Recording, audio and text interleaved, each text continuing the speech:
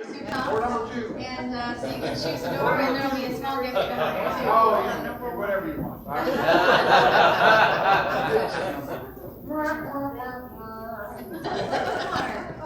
There you go. All right. Well, if you'd like to take a seat in that other chair over there, and here I can hold this up for you. You go ahead.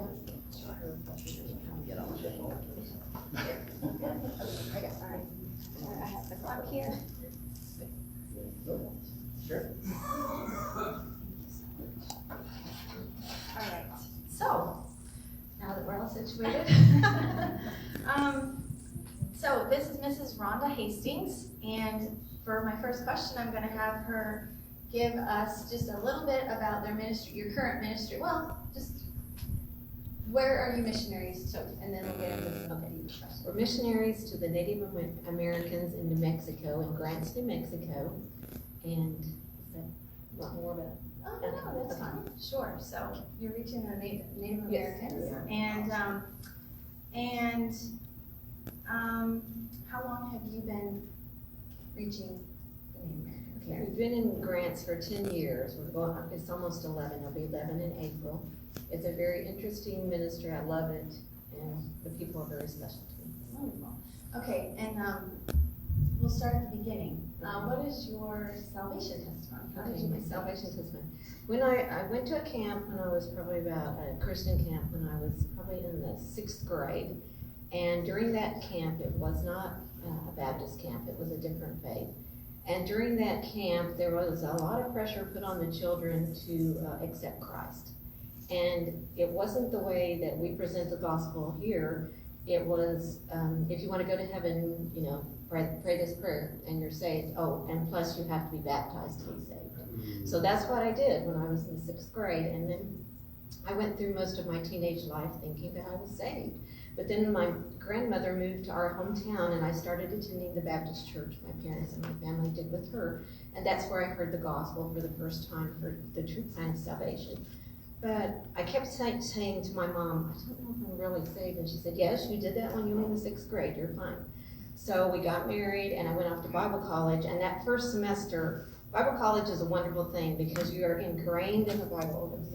In the Bible, it's every day, 5 days a week, you hear it. You hear testimonies of other people. And so there were 3 of us couples that lived in an apartment complex.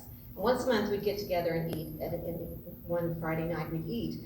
And so one night at this meal, they were all talking about, wouldn't it be great if the rapture took place? And I was thinking to myself, no, it wouldn't be great if the rapture took place. And they started explaining, we'd all go to heaven. And I was thinking, I don't think I would. And so that night I really tossed and turned all night. And the next morning we went to our church and I spoke with my pastor. And I knew the plan of salvation, but he went over it with me. He gave me the verses of scripture. He did it the proper way. And that morning I was saved. Amen. Wow, that's wonderful. You are the second missionary this month. Last week we had Mrs. Joni Caldwell, and she, as well, was a child and prayed a prayer, and then it wasn't until after she was married and serving in a church that she realized her need of salvation. So that's important. Wow. Okay, so when did you become missionaries? And where did you serve for the first 25 years? I'll just give you a little background. Sure. We were both working, and we'd gone to Bible college, and then we'd gone back to our hometown, and we were both working in an insurance company. And God, when we first went to Bible college, he led us to be missionaries, but we decided we didn't want to do that. So we went back home, and we went to work at this insurance company, and I had a lady that I went to break with. She was a pastor's wife, a Baptist pastor's wife in a Baptist. And we became very, very close. And we'd talk at our breaks about things that happened at her church, things that were happening at our church, because my husband was the youth pastor at Pleasanton then. And so I don't know when it started, but every once in a while I'd joke around and I'd say, when God calls me to be a missionary to Australia, and that would just come out sometime during the conversation. And it happened 3 or 4 times over the period of time. And she looked at me one day and she said, Rhonda, I really think God is telling you something. I think he's speaking to your heart. So I went home and talked to my husband about it, and he said, yes, God had been touching his heart about going, surrendering and going to the mission field, like God had called us to begin with. And so we did at the church at Pleasanton, and then we went on deputation. And then in 1980, 82, we went to New Zealand. It was the first time I'd ever traveled on a plane. It was the first time I'd ever left America. I was a farm girl, very shy, very introverted, and so to go overseas was overwhelming. But I had a really sweet lady, a missionary wife there in New Zealand, Mrs. Stella Mayo, and she took me under her wing and she mentored me, and I credit her for a lot of the things that I do today and Dottie as well, because I met Dottie as well, and she was always such a blessing to me and encouraged me and talked to me about how they almost went to New Zealand, so it was exciting. Praise the Lord that you both surrendered to that, that you knew that was what God was calling you to and surrendered to it. Do you regret it? No. And we should have done it Of in the course first not. place, because we went Right. through some trials before we finally did what God wanted us to do. Yes, so. that's right. It can be something that you're so afraid of, and no, I can't do it. Yeah. And then once you do it, you wouldn't rather be doing anything else. So wonderful. Okay, now in New Zealand, what was life like in New Zealand? New Zealand is a very modern country. They speak Queen's English there. Really, it was just getting used to the culture there. They do things differently. People think differently. Mrs. Mayo always told me, she said, this is an English country, but they think Asian. So you have to learn how to think Asian, and Asian's not as easy to learn as being Kiwi, so I had to learn that too. And just, I think sometimes you get homesick, of course, you miss your family, but you get a new family when you go to a foreign country and begin to work with people. They become your family. And then you don't miss your family back home so much anymore because you have a new family. That's right. That's right. How hard was it to transition, being 25 years in New Zealand, to transition back to the States? How was that? That was a challenge for me. New Zealand was, like I said, very modern, and we come to New Mexico and we work with the Native Americans. New Zealand, most people are affluent there. So I didn't deal with the poverty, and then coming to the Navajo Nation is a great deal of poverty. But to be honest, I love these people so much. I thought I would come to help them, but they came and they helped me. And there were some things in my life that I needed, that they have taught me and shown me. They have such joy. They have so little, but yet they have such joy. And then when they get saved and they start to serve the Lord, then the joy increases. And it's just a blessing to work with them. Wow, that's wonderful. Good. My next question was, what is it like working with the Native Americans? So you've kind of given us a little highlight there, but we're all in America. Right. But I think that most of us have no idea what it's like working On the with reservation. Mm-hmm. Yes, we all are in America, but they are a nation inside of America. They have their own nation. They have their own court system and different things that they do. They have their own flag. And so the Navajo people have their own ways of doing things, but they are, how do I want to put this? I don't know, I just love them. I'm sorry, I don't know how to explain it any other way, but I just love them. And I miss them, and they're just very special to me. Wonderful. Okay, how did they accept you when you first Oh. came there? Okay, it took a while for us to be accepted because we were just considered the white Belagona person that they didn't know. And so the first time that we went out to visit, Mrs. Winters had taken us out and introduced us to everyone that she had remembered. That's the missionary widow. And so we went out to visit, the first Saturday we went out to visit by ourselves. We were driving down the road, they're kind of roads, on the reservation, and this little girl, this Navajo girl, was riding on a bicycle. And so my husband stops and he rolls down the window to invite her to come to Sunday school, and she kind of slows down, and when the window goes down and she sees that we're white people, she has this scared look on her face and she just pedals away as fast as she, and that was kind of how we were, treated at first. But we went to this one man's, this is a funny story, we went to this one Native American home, and Ben Sosi was his name. And Ben had this dog, and it's a big dog, and we get out of the car, and dog comes at me and I'm thinking, oh, I'm gonna get bit. I know I'm gonna get bit. And that dog just jumps up on me and loves me. It's just like I'm his best friend, okay? And so Ben's standing there looking, and so my husband's standing beside me, and that dog growls at him. And Ben looks at me and he said, dogs know nice people. And that's how we broke into that family, was because that dog liked me. That's wonderful. Now, obviously they would speak English, but is there any other, do they speak another language? They do. The Navajos have their own language. The Navajo language is very, very difficult to speak, and we know very little of it. It's that hard. But the Navajos were the ones that did the code talkers, and their language is extremely beautiful. It's a beautiful language, but extremely hard to speak. And I know a couple of words. Belagana means white, so I know that word. And yate means hello, but it's very difficult. And so when we went there, they just said, don't worry, you don't have to learn it. So I said, thank you. Okay, I was able to read some of your past prayer letters through this past year, and I read that you work with several different tribes there in New Mexico. And is that ever a problem? I mean, are there still like tribal issues or? Yes, we work with Navajo and Laguna and Acoma and all kinds of different Native Americans. We also have Native Americans that intermarry into the tribes Sioux and different Choctaw and Cherokee. But yes, they still have their own prejudices among the tribes.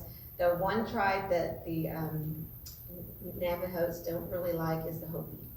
And the Hopi is right in the middle of the Navajo Nation, so they kind of have an issue with that. Okay, this is very interesting. I think I could ask questions all morning. What is the most difficult thing on the field that you've experienced? Whether it be New Zealand or, I know it's a hard question, maybe, but is there something big or a difficult time that you went through, or whether here or there? Pass on that one. Pass. I just love the ministry, and I love working with people. So, I mean, everybody has their own times when they go through things, but all in all, it's just been wonderful. I've enjoyed all of it. That's great. Okay, what's your favorite part of ministry, personally? Whether is it children's ministry or ladies ministry or visitation, or is there something that you really enjoy doing? Probably it's children, because that's what I've done from the time we started into New Zealand, and there was, when you start a new work, there's only you and your husband usually. Our children were younger when we started our first work in New Zealand, so he would take the adults and I would take the children, and that's just kind of where I focused my ministry through all these years, is with the children. Okay, and since we're on the subject of children, tell us about your children. With children and my Your children? children, Oh, my yeah. children, okay.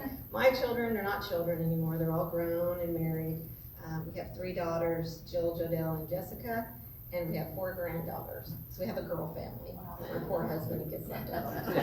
But they adjusted very well when we went to New Zealand. They went very young, and that was home for them for a long time, and then they came back to the States and went to Bible college and met their husband. But just normal children. All right, and then you are an author. Yes, I am. Tell us about your books and how that became. How that became.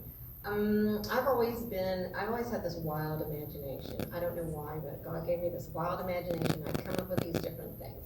And so for many years, I thought about different stories in my head. And what happened was I've written down a couple of them. And I met this lady named Sandy Wagoner. She's the lady that illustrates my books, and she was an author. And so I said, would you mind reading some of these to see if they're any good or if I've got any potential? And she read them, and she said, yes, you need to write a book. So that's what I did. I wrote 5 stories in my first book and 5 stories in my second book. They're all stories for children. They're all stories that God gave me, and then I related them to different things in the Bible. Like there's one story about a cow, and it's related to Noah and the ark, and there's different things in there. And I love it, and I enjoy it. Okay, and those are on the back table Yes. too, right? Wonderful. Okay, and my last question before I hand it over to the rest of us is, what is your life's verse? Do you have a life's verse? And if you would, I put in my book John 3:16 because I love that verse. And that became a special verse to me, many years ago, when I was struggling, trying to find salvation, and if I was saved or what I wasn't. And that was the verse that my pastor quoted to me the day that I was saved, and that's just very special to me. Okay, do we have any questions from the audience? Lily? What's the weirdest thing you've ate? Oh, the weirdest thing I've ate, let me think. Well, I haven't eaten as many weird things as my husband has had to, because they've had mercy on me, but let's see. Really? New Zealanders eat just normal food like we do, and Navajos, they don't make me eat all the bad things, but the weirdest thing, not the weirdest, but the one I didn't like the most was beef tongue. Beef tongue, that wasn't too good, I didn't care for that. And there's some things that the Navajos eat, like I said, that they don't make me eat, but that would be pretty bad. Samuel? What would have been your favorite foods that would be Navajo or? Okay, in New Zealand, my favorite food was called pavlova. It's like a big meringue. It's about this, they make them about this tall, and they put cream all over it, and then they put cream, and it's very sugary. That would be my favorite food. Mr. Young? Tell us about a typical worship service. Sunday, Okay. do you rent a facility? Do you meet Okay. in a church? I can or- do that. Yeah. We do have a facility there. There was a missionary called Jimmy and Bonnie Winters that started the ministry there. Brother Winters passed away, and so Mrs. Winters kept the doors open for 5 to 6 years before we came. So there is a building there. It was in very bad repair, and we had to come in and really completely redo everything. But we do have a facility that we have there. This is not what I'm doing right now, but in the past, this has been a typical Sunday for us. We would get up early. We would go down to the church. We would turn the heat on because it gets cold in the winter in New Mexico. We would get on the van. We would drive an hour to the reservation, 30 minutes to an hour to the reservation. We would pick up all the people that we could on a van, and we'd drive all the way back to town. Then I would get there and I would play the piano for Sunday school. And then I would go and teach a Sunday school class. Then I would finish with the Sunday school class as soon as, and I'd have someone help me with the craft time, and then I would do snacks, because we always give snacks. The Navajo children don't eat very well, and they're always hungry. And so on Sundays, between Sunday school and church, we'll give them some type of a snack to feed them. Then I would clean that up, go to the piano, play the morning worship service, then leave there, go do children's church and do that, then come back and play the invitation for the church service, then turn off lights, do all that, get everybody on the van, driving all the way back out to the reservation, take home everybody, then come back. And we would used to get home anywhere around 2 to 2:30 in the afternoon. And then we would do that again on Sunday nights, but not all that process. We would go back and pick them up, and then we'd have Sunday night service, and then we'd take them home. I'm not doing that right now, so. Have you ever felt threatened over there? On the reservation, only one time. One time I felt threatened, and that was, Mrs. Winters had warned us, but, we had 2 vehicles. That was before we got any church vans, and there were some young teenage girls that wanted to come. So I told my husband, okay, I'll take one of the vehicles and I'll go pick them up. So I went out to their house. Well, they were not home, but there was probably 5 or 6 Navajo men out there, and they'd been drinking. And so the stepfather, I don't know why, he'd never done that before, but he stepped up. We have a little step on our van. He stepped up there, and I had the window down a little bit talking to him, and he stood there, and he wouldn't leave. He just kept talking and talking and talking. Wouldn't leave, said, I'm gonna come to church one of these days. Well, my husband had the other vehicle, and he went down the road, and I said, oops, there goes my husband, gotta go. And so left, and I went back and told Miss Winters, and she said, I told you not to do that. So I've been more careful, but that's the only time, and nothing happened, so. Mrs. Wright? I was wondering when you were talking about your responsibility for Sunday, why was there not a church on the reservation itself to do this? There isn't a Baptist church on the reservation. There's a Pentecostal church on the reservation. Our church is just a little ways out of town. The reason that the Winters put the church where they did was because you have to be given property to do a church out on the reservation. We have not been given that property. You have to be given permission. They could have maybe rented a building out on the reservation, but they have these 25-year leases. And then at any time during that 25 years, if you don't comply or they get upset with you or something, they can confiscate your property and everything inside of it. So that's why why they chose to put the church where they did, for safety reasons, so that later they wouldn't come and repossess the building. Ms. Peggy? I noticed that you said that there were Choctaw and Cherokee in your area, and they're part of the 5 civilized tribes. So do you have many members of that?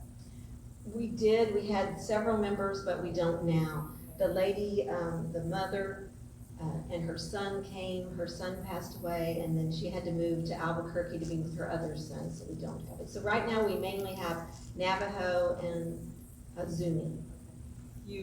They're wards of the government, correct? The reservation, they're Yes, they're supported by the yes, government. they are. Okay. Do you have any issue with the tribal hierarchy as you? No, they don't really give us any problems. One, because our church isn't on the reservation, so the people are free to come and go to the church as they choose, so. My husband and I were missionaries overseas for 12 years, working with the Gypsies of Europe.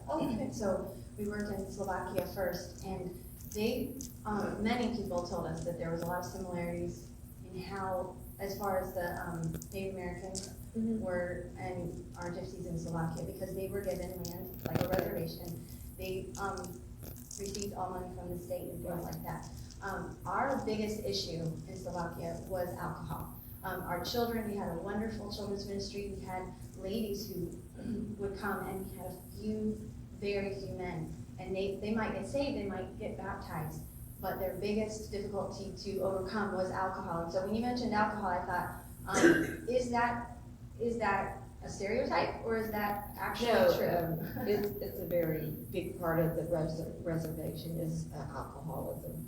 But we've noticed in the last few years, maybe 5-6 years, that also drugs have come on to the reservation as well, so I have an issue with that as well. But mainly it's alcohol. There's actually a man on the reservation that makes it and then goes around and sells it, because the reservation is dry. You can't sell although he does illegally, but they can go off the reservation and get it when they're back home. Mr. Proctor? How did the Lord speak to your heart in New Zealand to come back and to go to the Navajo? Okay, that's a good question. When we came home on our last furlough, which was 15 years ago, we started reading Mrs. Winter's prayer letters, and but even then she was praying and asking people to pray that someone would come and take the work and help her. And so we started praying for her, and we went back to New Zealand, and we were still praying for her. And when we got back, my husband started having some health issues with the climate there. It's very damp and wet there, and he was having health issues with his lungs. And so we were still praying for Miss Winters, praying about his health.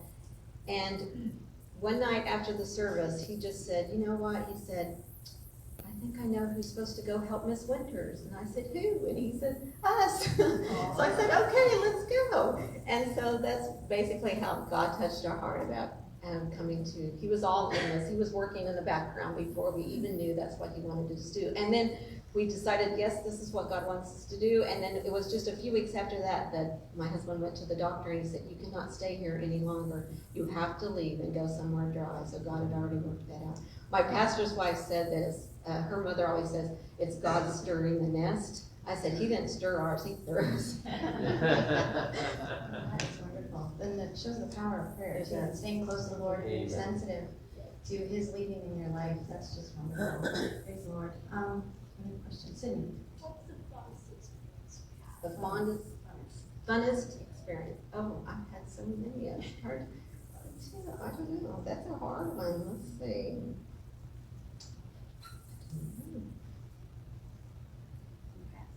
It's okay. I don't know if it's the fun. I mean, every time that we have the opportunity to share the gospel and somebody gets saved, even though it's a long process sometimes, to me that's fun. I enjoy that. Mr. Case? Yes, they do. They have what they call the native religion. It's based on spiritism and the worship of their ancestors, and they have a ceremony that they use, that they go into teepees. Our Indians don't live in teepees, they live in hogans. They're 8-sided, one-room buildings, but they'll go into the teepees and they'll chew on peyote, it's like a cactus, and then they have visions, and so they see a lot of things in these visions, but, so that's part of their religion, yes. Mr. Al had a question. How are acceptable are they to the gospel? Because I know that in our past history, that our government has been mistreated and alienating people, and how much does that have an effect as far as the gospel being accepted? It does. There are some Native Americans that really harbor hard feelings against the Belagana, and they won't even sometimes speak to you. It just takes a long time. You have to befriend them. You have to show them that you love them. They have to learn to trust you. And then there's others that just warm up to you right away. I mean, there's both groups. But yes, they have been mistreated over the years, and they do have a fear that we're going to use them or mistreat them. Does Mrs. Winters still work Yes, with you, Mrs. or is she still there? Yes, Mrs. Winters is still there. She's very active in the church while we're gone. This is some of the things that she does while we're out on the road. She has her Sunday school class that she teaches every Sunday, and then she teaches several times a month in the children's church. She comes down and cleans the building, she unlocks the building, does things like that, and she does all our baking for us. Praise the Lord. It's a great help. Oh, and she witnesses, she goes around and visits the building. Of course. Mrs. Proctor. What type of schooling do they have there on the reservation? The reservation have their own schools, all the way from grade school to up through high school. The Navajos can choose if they want to use the Navajo schools, or they can actually, if they live close to a town like they do where we are, they can actually come into the schools in town. And a lot of the parents there just choose to bring their children into town. They feel they get a better education. It is difficult for Navajo students to go to the school there in Grants because it's comprised of Hispanics and white people, and they're not as well accepted there. Their attitude is go back to the Navajo school. But they do have the opportunity to do that.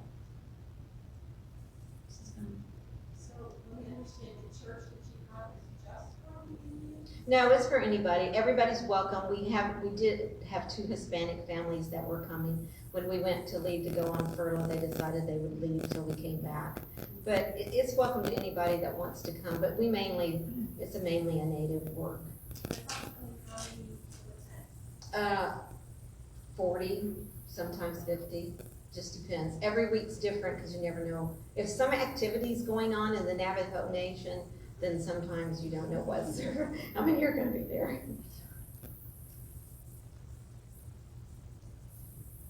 Mrs. Young. You said you were based on farm. I have to ask where you're from. I'm from Kansas. Well, I was born in Missouri and raised in Kansas.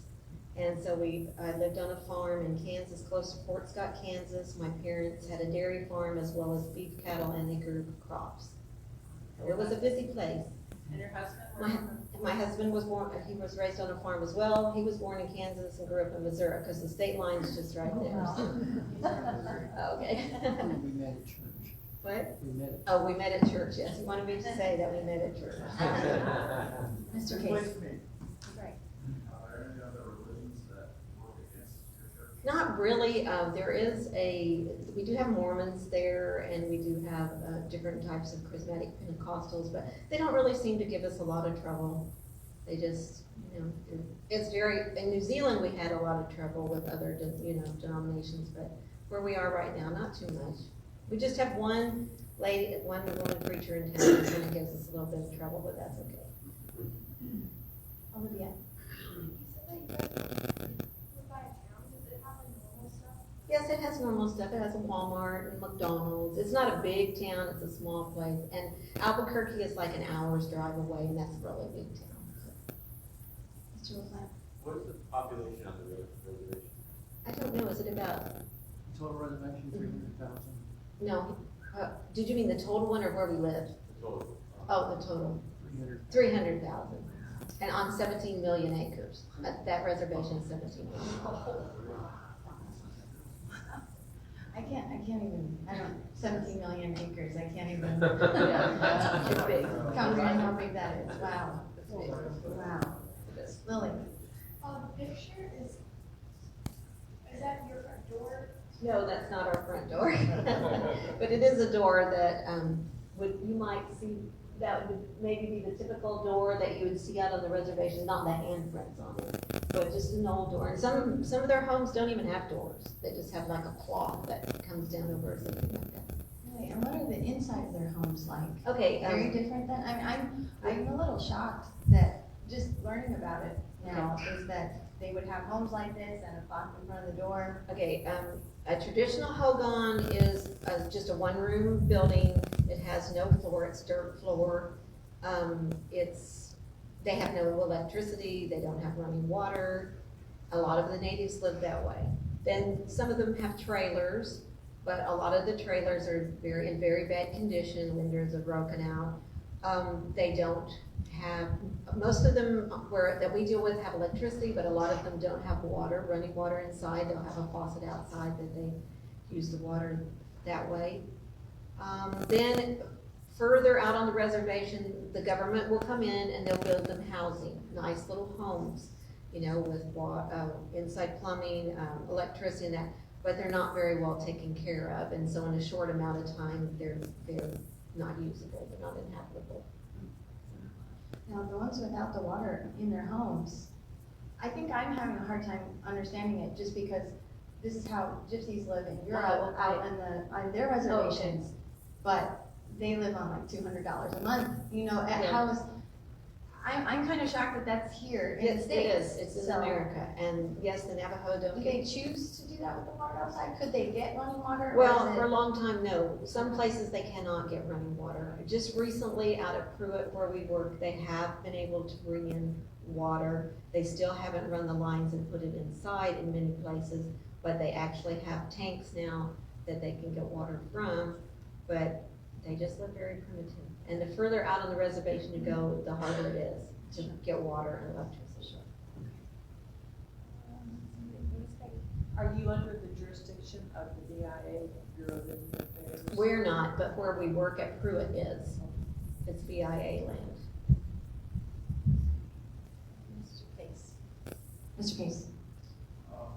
Native Americans, do they receive government money? If they do, how does that affect their attitudes and their conditions? They do receive government money. The mother gets paid, I don't know, probably around $100 a week per child from the tribe, which is funded by the government. And yes, it does affect the way they think about getting out and providing for themselves. They also have what's called an EBT card, which is an electronic card that they can go buy groceries and things like that. And so yes, the government provides most of what they need. Just a couple more questions. Mrs. Wright. Well, I was curious whether they do any agriculture, whether they have any herds that They do. Where we are, they don't tend to be able to grow a lot where we are, but they do have sheep and they do have horses. They don't have too many cattle where we are, but further north, they do have cattle and herds of sheep, and they do have agricultural where they grow corn, they grow hay, that type of thing. But actually where we are, very little will grow where we are, so they're very limited to what they can do where we're located. Sam. Have you ever gotten to try out any of their clothing? Like, do they still wear Okay. some of their older? The older grandmas, grandma is the most important person in the tribe, the grandma is. And so every once in a while, they will wear the long skirts that they have and the blouses and the silver concho belts, they call them. But most of them don't do that anymore. Just the older grandmothers, they just wear clothes just like we do. They want to be like we are, and the young people, the teenagers, they want to, eat Cheetos and have cell phones and wear the clothes that teenagers do, Last question, Lily. And the little kids, what is their favorite game? Like, if you guys play it? Well, let's see, something where they can run. It doesn't matter what it is, where they can run and play. And the Navajo children are very, very sweet. They're very loving. They'll come up to you and give you hugs and things like that. And I have this one little boy in my class, well, he's a little bit older now, but Gippy, he started coming when he was 4 years old. He's a handful, and nobody else can really control him, but he loves me. So whatever I want him to do, he'll do that. And if we're sitting in a service and he's misbehaving, they go sit with Miss Hastings. And so he'll come and sit by me, and he'll put his arms around me and fall asleep. Well, this has been wonderful. Thank you so much. And I am thankful for your service, more than 35 years, and to see your heart and to see how you're still faithful and loving it so much. So wonderful. Thank you. All right.